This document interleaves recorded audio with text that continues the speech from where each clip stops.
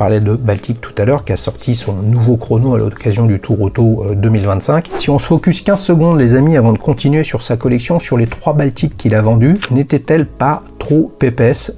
Il fait partie de ceux qui justement disent que ce n'est pas le cas. Quand on cherche un hôtel, on va sur TripAdvisor. Quand on cherche un restaurant, on va sur The Fork ou sur anciennement La Fourchette. Bah pour les montres, c'est pareil. Quand vous cherchez une montre et que vous savez pas quoi acheter ou vous hésitez, bah vous allez sur Daily Shoes. Bonjour et bienvenue dans une nouvelle analyse de collection. Aujourd'hui, on se retrouve avec la collection de Charles. Charles est français, il habite au Canada, il a 29 ans, il est ingénieur dans les télécoms et il a une belle collection qu'il nous a présentée sur la plateforme de 11 montres. Mais que dis-je? Pas 11, il en a plus que 5. Et oui, il en a vendu 6. On va essayer d'analyser tout ça. Il nous a demandé de l'aider à analyser sa collection et sa trajectoire. Il a pas mal de questions à nous poser. Est-ce qu'il serait pas tenté par le vintage? On se retrouve tout de suite dans cette nouvelle analyse de collection. Alors Charles a 29 ans, comme je vous l'ai dit, il habite au Canada, il est chercheur dans les télécoms, un truc assez obscur les amis, dans l'analyse des signaux. Il m'a expliqué mais j'ai pas tout compris.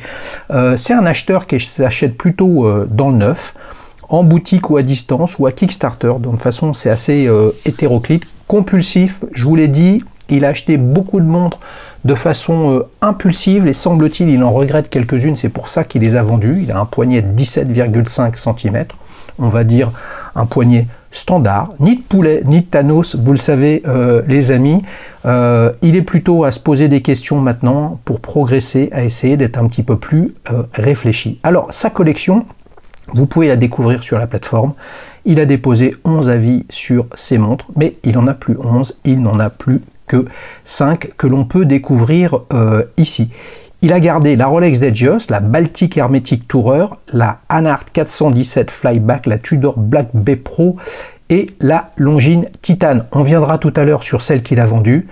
La Baltic MR Roulette, 3 Baltiques en fait, Aquascaf HMS 003, une Vulcan Skin Diver très désirable pourtant, une montre assez similaire, la Yema Superman en bronze avec un cadran bleu, et une montre, je dirais, très différente du reste des autres qu'il a vendue pour autant, la Zin 556A. Cette collection, vous pouvez la découvrir en intégralité ici sur la plateforme Daily Shoes. On va regarder ça un par un. Une collection, ça se présente toujours par défaut par des avis qui sont triés des plus récents aux plus anciens. Vous avez d'autres possibilités de les trier, on le verra tout à l'heure. Il a une Rolex Datejust, eh oui, la Rolex Datejust 36, est-ce que c'est pas finalement la Rolex la plus polyvalente, celle que chacun peut avoir en poignet? Quand on voit sa collection telle qu'on le précise ici, on voit bien que ça correspond bien finalement à ce qu'il recherche, des montres sans complications, il n'y a qu'un seul chrono parmi les 5 montres qu'il a dans sa collection, puis quand on regarde celle qu'il a vendue, bah, c'est pareil, donc c'est quelque chose de très sobre. Rolex, c'est la marque des superlatifs, on le sait, bah, qu'est-ce qu'il en pense forcément? Bah, il l'a acheté chez son AD à Montréal, je vous disais qu'il habitait au Canada. Voilà, c'est la deuxième, je pense déjà la deuxième de la marque à la couronne. Bah oui, on comprend qu'il est dans un cheminement qui manifestement l'a fait passer de marques moins onéreuses, mieux positionné en termes de prix, sur lequel on peut acheter de façon spontanée. Et puis là, c'est quelque chose qui est clairement différent. Attrape poussière sur les moins pour une Datejust, c'est peut-être un petit peu dur, mais somme toute, il y a beaucoup de polymiroirs. Donc ça, c'est pas spécialement étonnant comme situation.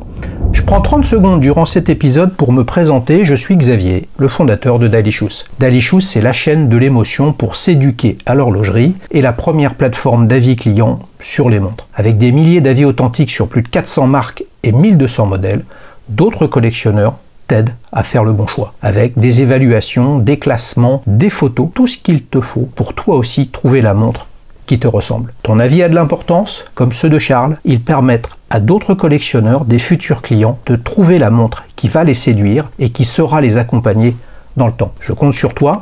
Rendez-vous sur dallyshoes.com pour partager ton avis comme Charles l'a fait avec sa collection. Deuxième montre de sa collection qu'il a toujours, c'est la seule Baltic qu'il a regardée. Vous avez vu, on a des superbes photos. Ça, c'est vraiment bien. Faites un effort, les amis, pour poster des belles photos sur la plateforme. Une belle montre avec une photo qui n'est pas réussie, ça peut devenir une montre presque quelconque. une montre qui est pas spécialement jolie, voire qui est laide, mais ça c'est les goûts et les couleurs les amis, hein. Chacun son truc. Bah si la photo est magnifique, ça va pas changer grand chose, donc ça marche dans un sens mais ça marche pas dans l'autre. Là on a clairement l'amoureux de Baltic qui a fait ce choix là, un format moins sportif que les autres, Aquascaphe, tout aussi polyvalent, on va dire quotidien. Et mine de rien, on lui mettrait une date à cette montre, on n'est quand même pas très éloigné de ce que lui amène sa Datejust, même la Black Bay Pro qu'on peut voir tout à l'heure, qui pour autant est GMT. Il lui met un 4,3 sur 5, bah, vous le verrez ici, on peut le faire même tout de suite, 4,3 sur 5. Si on trie les marques par note, bah, vous allez voir que 4,3 sur 5, ça emmène quand même assez bas dans sa collection. Comme vous pouvez le constater ici. Et sans surprise, bah, cette Baltic Aquascaphe Dual Crown, qui était sortie pour le 5e anniversaire de la marque Baltic, fait partie de celle que Charles a vendue ici. Réduction de collection et trop peu portée. Si on se focus 15 secondes, les amis, avant de continuer sur sa collection, sur les 3 Baltiques qu'il a vendus, bah voilà, il le reconnaît. Et ça aussi, c'est bien quand on est collectionneur et quand on est amateur de montres, bah, c'est de s'interroger sur ce qu'on achète. Bah là, clairement, lui, il l'a acheté durant sa frénésie de montres, d'achat, peu ou prou pendant le Covid et juste après, et puis avec une qualité, une perception de qualité moindre. Pareil pour cette Baltic HMS 003, où finalement il s'est dit bah, c'est super, c'est sympa, c'est ludique. Vous avez vu, il y a 2 pots cadrans ici, l'insoleillé bleu ici, strié copper ou cuivre, mais avec le temps ça n'a pas suffi. Donc achat d'impulsion très rapide avec des choses qui claquent un peu, c'est séduisant, c'est chatoyant au début, et après est-ce qu'il n'y a pas un phénomène de lassitude? À mon avis, c'est pas complètement neutre. On revient en arrière, je reprends le classement initial, sinon on s'en sort pas. Là, on a une Anart 417 ES Flyback. Sans surprise, qu'est-ce qu'il nous raconte Charles? Ben, il nous parle de Steve McQueen. Alors, c'est intéressant parce que Steve McQueen, c'était l'égérie moyennant un deal entre les héritiers de la famille de Steve McQueen et puis TAG Heuer. C'est un peu l'égérie, l'ambassadeur virtuel de la TAG Heuer Monaco. Et puis, au gré d'une opération très bien montée en termes de com, on a compris que Steve McQueen, à titre personnel, avait porté une Anart 417. Ce que je trouve quand même assez original. Je me pose des questions. À l'époque, je m'étais dit, mais il n'y a aucune info sur le site d'Anart sur cette affaire McQueen, et j'ai l'impression que c'est quelque chose de spécifiquement français en termes de communication qui a été faite. Ça ne change pas qu'elle est intéressante cette montre, parce qu'elle est sobre, elle a un style très vintage de chronographe typé aviation, Panda, donc cadran blanc sous cadran noir, hein. C'est une formation dite compact, bicompax, pardon. Bicompax, ça veut dire 2 cadrans. Compact, ça veut dire 3. Vous voyez, c'est un petit peu bizarre, et non pas tricompax. On en reparlera tout à l'heure d'ailleurs avec Baltic. Ça me permet de rebondir sur Steve McQueen une nouvelle fois, qui a complètement disparu du stand TAG Heuer. J'étais à Watches and Wonders toute la semaine, il y a un mois maintenant. Maintenant, il n'y en a plus que pour Ayrton Senna. Et c'est intéressant parce que en quelques années, on voit bien que l'histoire de l'horlogerie s'est fait il y a des choses certaines. Il y a 20 ans, il y avait Steve McQueen avec la Monaco. Et puis bah, dans 20 ans, qu'est-ce qu'il y aura? Bah, peut-être qu'on sera toujours dans le scénario TAG Heuer Formula One avec Ayrton Senna. Comme quoi, on peut s'attacher à des choses spontanées, on peut se dire que c'est intéressant, puis avec le temps, les choses évoluent, et c'est un petit peu comme une collection. On revient à la collection de Charles. Alors la MR Roulette, il l'a vendue, hein, on en a parlé un petit peu tout à l'heure. La Vulcain également, on le voit ici, il l'a vendue.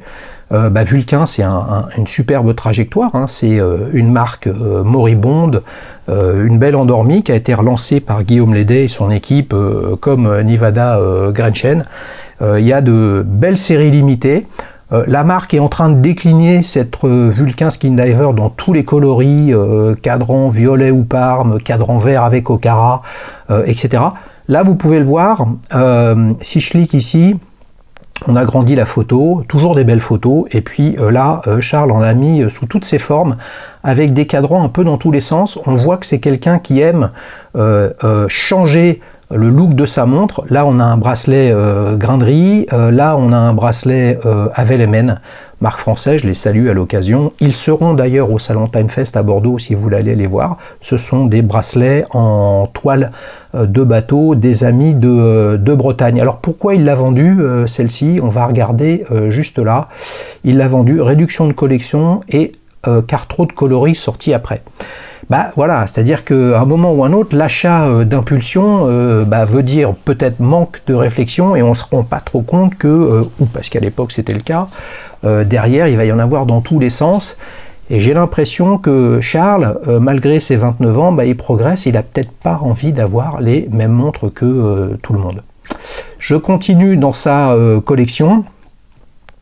La Tudor Black Bay Pro 4,8 sur 5, ça c'est pas étonnant. De nouveau, de superbes photos. Il a mis son bracelet Avelemen ou alors il en a un autre, c'est un bon client. Là, il y a le bracelet Oyster de la marque. Cette Black Bay Pro, souvenez-vous, était passée sur la chaîne avec Romain. L'un des sujets, quand elle était sortie, n'était-elle pas trop épaisse? Il fait partie de ceux qui justement disent que ce n'est pas le cas. Et c'est pas le premier que je rencontre. Il aurait aimé qu'il y ait le T-Fit dessus, mais c'était avant l'arrivée du T-Fit sur les Black Bay.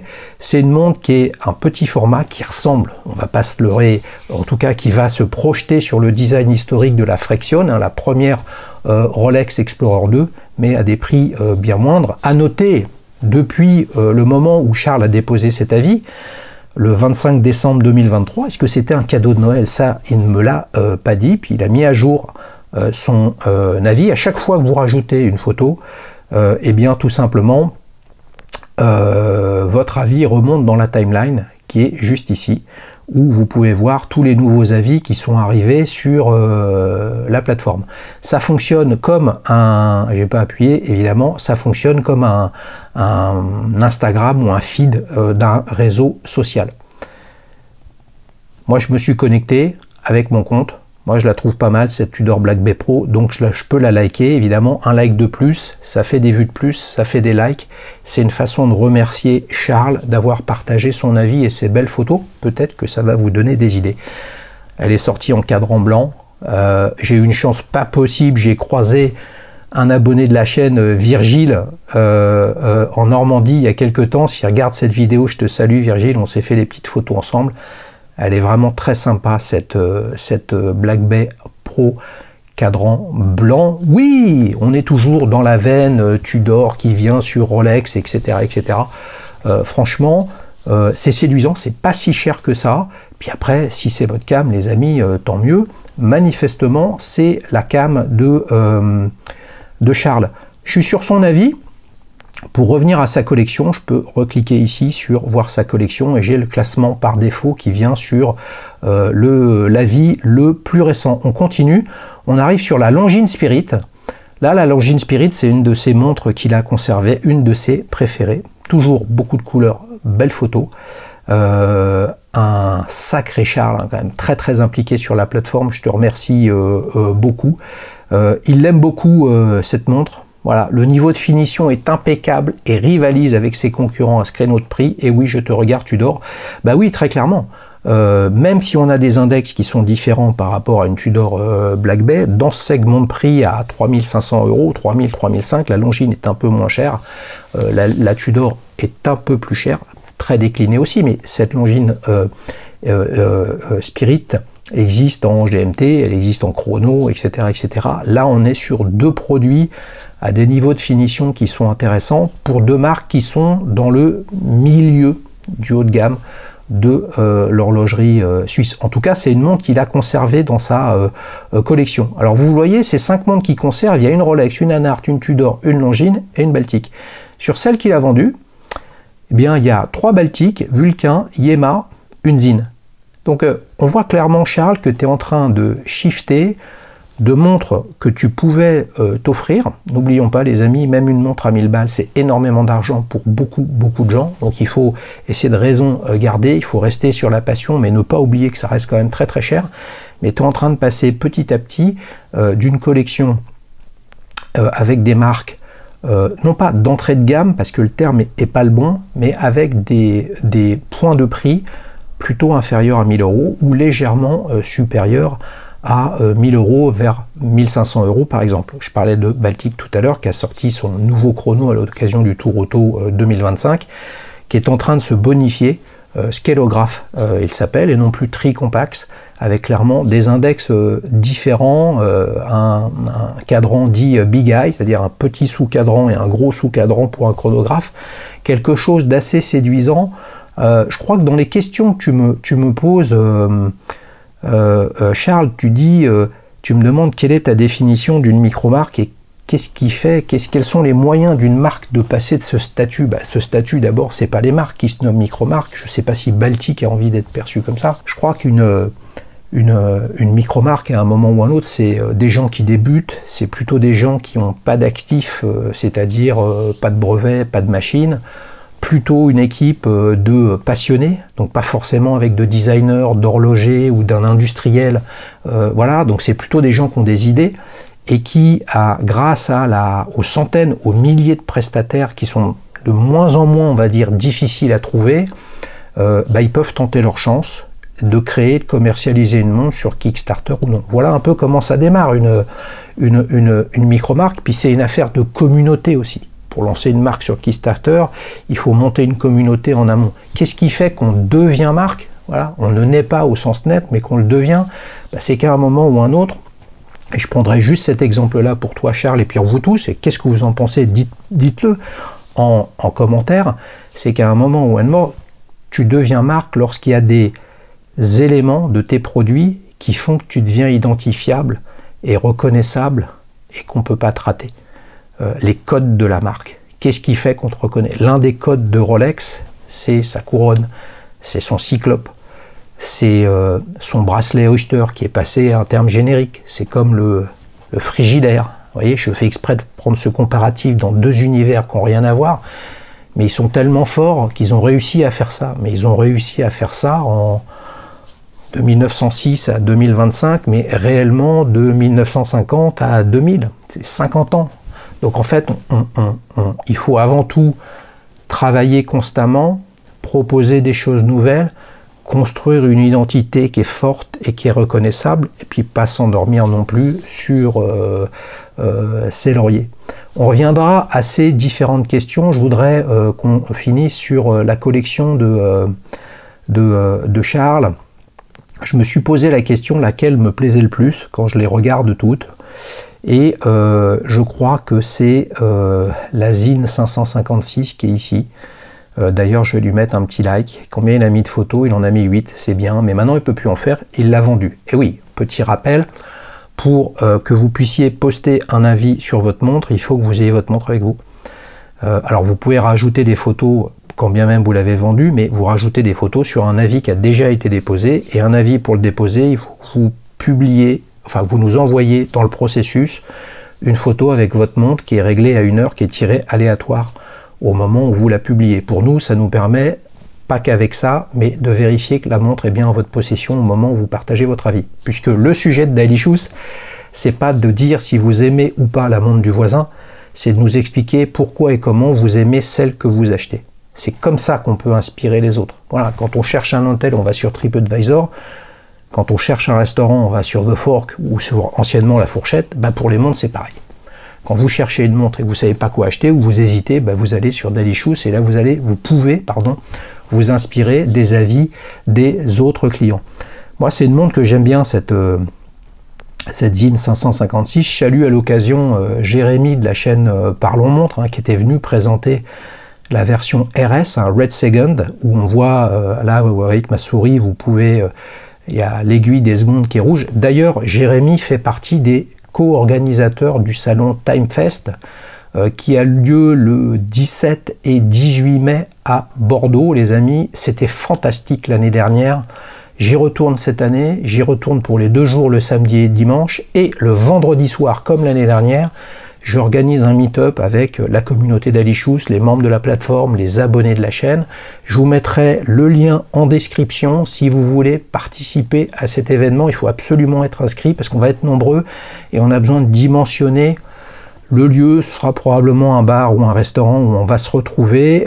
C'est une organisation qui n'a rien à voir avec Timefest, mais que je fais bien évidemment à ce moment-là pour qu'on soit les plus fous et qu'on passe un super bon moment lors du meet-up et bien évidemment samedi et dimanche avec tous les copains Jérémy, Maverick, Edouard et Aurélien, les 4 co-organisateurs. Cette Cine 556, moi, je la trouve vraiment top. Qu'est-ce que tu nous as posé comme question, mon cher Charles?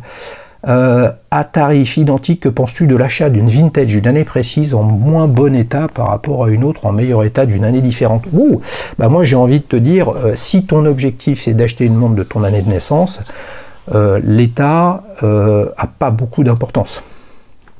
Moi, des gens m'ont dit, Xavier, la Speed que tu as achetée pour tes 50 ans, une de 1970, mon année de naissance, t'en avais des mieux, etc. Mais elles n'étaient pas de mon année de naissance. Donc en fait, la question, c'est qu'est-ce que vous voulez, qu'est-ce que vous voyez dans une montre? Moi, je vais vous dire une chose simple, tous les vendeurs de vintage, quand je leur demande qu'est-ce qu'on leur demande le plus, des montres de leur année de naissance. Par contre, quand ils communiquent sur les réseaux sociaux, qu'est-ce qu'ils disent? La pire des choses à faire, c'est de demander une montre de ce type. Ben pourquoi? Parce que quand tu as une Rolex Submariner de 85 et une de 2002 et que tu as quelqu'un qui arrive qui en veut une de 89, bah là où tu aurais pu avoir un client et vendre ta montre, bah tu peux pas les vendre. The medium is the message, les amis. Donc les conseilleurs sont pas les payeurs, mais n'oublions pas que celui qui vous vend quelque chose, une de ses motivations, c'est de vous vendre ce qu'il a et pas de vous dire bah ce que j'ai, je peux pas te le vendre parce que tu as une autre idée. Donc ils vont essayer de vous dire bah ton idée elle est un peu farfelue. Moi, j'y crois pas à ça, je vois une dimension figurative, passionnelle, émotionnelle, de rêve. J'ai démarré avec une montre pour mes 30 ans, j'en ai une pour mes 40 ans, j'en ai une pour mes 50 ans. J'en ai 55 les amis, donc dans 5 ans, je m'achèterai une belle toquante, mais je ne sais pas laquelle. Quel site conseilles-tu pour l'achat de vintage en France, en UE ou hors UE? Putain mec, et pourquoi pas sur la Lune en plus, Charles? J'ai préparé une petite slide toute bête, j'en ai mis 4. Interenchères.fr. Pourquoi j'aime bien? Vous avez quasiment toutes les ventes aux enchères qu'il y a en France, même en Belgique, parfois en Angleterre, en Allemagne, etc. Mais quand je dis toutes, c'est-à-dire même la plus petite dans un petit village perdu, je ne sais où en France, dans nos belles contrées françaises, là vous avez des trucs sympas. Parce que le commissaire-priseur et l'expert qui y a sur place, il ne sait pas forcément ce qu'il vend, il peut avoir, tiens, j'ai un carton avec 2-3 codes toquantes, et puis dedans, vous allez trouver votre bonheur que vous cherchez, que vous savez identifier, et là, vous pouvez l'acheter probablement pas tellement cher. Oublions pas, vente aux enchères avec commissaire-priseur veut dire frais. Globalement, les frais, c'est entre 25 et 30%. En plus du prix, donc si vous gagnez une montre à 300 balles, il faut rajouter 30%, ça la fait à 390. Il y a un cas où c'est moins cher, c'est lorsque c'est une vente dite judiciaire, c'est-à-dire que les lots sont vendus dans le cadre d'une saisie administrative, par exemple, et là les frais étaient à 14,4%, peut-être qu'ils sont un peu plus, et il y a quelques petits pourcents de frais spécifiquement à Interenchères qui vient se greffer par-dessus. Ricardo.ch, c'est les Suisses. C'est un modèle entre le Bon Coin et eBay, beaucoup de montres à vendre, des trucs vraiment sympas, c'est toujours pas trop cher. Par contre, attention, parfois le vendeur ne veut pas expédier en dehors de Suisse. Donc là, il faut que vous fassiez attention, que vous vérifiez bien comment ça se passe. Jose.jp, là c'est intégralement en japonais, donc c'est le traducteur de votre navigateur, si c'est Google Chrome par exemple, qui va vous traduire les pages. Là c'est un modèle plus compliqué, il faut que vous avanciez des fonds qui arrivent sur place. Là c'est une enchère, on va dire, assez classique à la eBay. Et après, ce que vous avez gagné est envoyé sur un warehouse, un entrepôt, et de cet entrepôt, ça part en France, ça passe à la douane et ça arrive chez vous. Donc attention aux frais, etc. L'intérêt du Japon, sur les montres, beaucoup de Seiko, de Citizen, plein d'autres marques dans tous les sens, et une culture du respect du produit très fort. Donc une montre abîmée, elle est junk, entre guillemets, donc elle marche plus, alors qu'en fait, c'est pas toujours le cas. Il y a en moyenne une qualité, enfin un état bien supérieur à ce que vous pouvez acheter ailleurs. Après, c'est un achat à distance. Il faut que vous soyez vigilant et un peu joueur. Tester la façon de fonctionner pour que vous vous rendiez compte ce que vous allez acheter à 100 000 yens. Je me souviens plus combien ça fait en francs, 600 francs à peu près, de mémoire, je peux dire une bêtise, mais en fait ça va arriver en France à plutôt 900 €. Hein. Vous voyez, 100 000 yens, 600 €, 900 €, bah oui, parce que vous avez entre 35, 40, peut-être 50% de commissions de vente, de frais de transport, de frais d'importation et de TVA. Voilà. Dernier truc, pushers.io, là c'est pour ceux qui cherchent des montres top en vintage, des montres très très rares de tous les styles. Là il y a vraiment de la baroudeuse, de la tool watch, du chrono, beaucoup de modèles classiques très habillés. Vous avez les gros instagrammeurs du vintage qui sont dessus, vous avez Mike Nouveau, vous avez Moonphase, etc. C'est très humble comme site, et puis dès que vous voyez quelque chose qui vous intéresse, en fait ça vous met en contact sur WhatsApp avec les vendeurs. Donc on va dire que c'est vraiment le marché de niche de la vintage très rare, mais pas forcément très rare et très cher parce que c'est une très grande marque. Donc c'est vraiment un truc de connaisseur. Je vous invite à y jeter un œil. Qu'est-ce qu'il nous dit d'autre, Charles? Spécial pour toi, quel est ton modèle Omega préféré? Bon, en fait, j'ai dû y réfléchir quand même à ta question, donc j'ai préparé un truc et voilà, moi je te parle plutôt des coups de cœur que j'aimerais bien voir sur la plateforme. Une Omega Seamaster Récif, donc là, et une Dynamic 3 chronographe. On est sur deux modèles plutôt typés 90. 90 pour la Récif et début 2000 pour la Dynamic 3. Vous voyez, qu'est-ce que ça sort? C'est pas dans le line-up d'Omega d'aujourd'hui, c'est pas une Seamaster type James Bond comme on en voit quasiment plus que, enfin on voit plus que ça. On n'est pas sur la Speed, c'est pas la Deville, c'est pas la Constellation. Bah là, bon, bah c'est mon style, le bracelet intégré. Regardez cette lunette, là vous avez l'impression que c'est fait pour que vous puissiez mettre vos doigts, etc. C'est une montre à quartz ici, alors que là on a une montre automatique. Vous voyez, les deux fois, ici l'aiguille des minutes, c'est une glaive. Là, c'est l'aiguille des heures. C'est pas super fréquent chez Omega. C'est pour ça que je vous ai mis le bouquin. Voyage à travers le temps, Journey Through Time en anglais. Marc Orichon, l'ancien conservateur des archives et du musée Omega. C'est une mine d'or ce bouquin. Là, vous regardez ça, vous vous dites, waouh, c'est juste malade. Celle que j'adore, que j'ai failli acheter lorsque je me suis offert la Royal Oak. J'ai hésité, elle était à 4000 et quelques, la 35e anniversaire, donc cadran blanc panda. Elle est à plus de 12 000 € maintenant. C'est vraiment une de mes speeds préférées. Mais avec Omega, je peux être intarissable, etc. Moi, ce que je préférais, les amis, c'est moi je t'ai répondu, Charles. Dites-nous en commentaire quel est votre speed préféré. Qu'est-ce qu'il y a d'autre comme question? Les micro-marques, on en a parlé. Quelle montre tu voudrais absolument voir dans le canapé de petite montre entre amis? Et ben là, écoute, mon cher Charles, je reviens sur ta collection pour ça. Quasiment depuis la première année de la chaîne d'Alichous, je suis en contact avec un futur invité, je l'espère.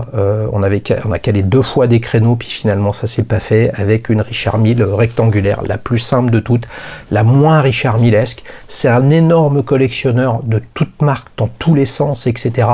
Et là, j'adorerais l'avoir sur le canapé parce qu'on pourrait parler de Richard Mille sans le côté extravagant, ultra luxe, ultra cher, mais plutôt avec les mots d'un passionné. Et vous le savez, les amis, c'est ça qui, moi, me fait kiffer. Cette collection, elle est bien belle. Il y a 11 montres sur la plateforme. Quelle est celle qui a la meilleure note? On va terminer là-dessus. C'est la Longines Spirit ex-aequo avec la Black Bay Pro, suivie de la Black Bay 36. On est à 4,8 pour certaines, et si on descend tout en bas, on est à combien? On est à 4, et ben oui, c'est un gros écart, même si chaque membre de la plateforme, quand il partage son avis, ben de fait, il parle de ce qu'il aime, et il n'est pas là pour détruire un hôtel parce que on lui a mal parlé à la réception, ou qu'il a attendu trop longtemps à un restaurant. Là, on est dans le domaine de la passion, on est dans le domaine complètement figuratif et émotionnel. C'est différent même si je le compare souvent, c'est différent d'un restaurant, c'est différent d'un hôtel. On est peut-être assez proche d'une bouteille de vin, les amis, mais bon, d'Alichous, c'est petite montre entre amis, c'est pas petit vin entre amis. À très bientôt les amis, ciao ciao. Voilà Charles, je pense qu'on a fait le tour de ta collection. Un grand merci pour avoir participé et de m'avoir autorisé à parler de ta collection, même si on peut la voir sur la plateforme comme vous avez pu le voir.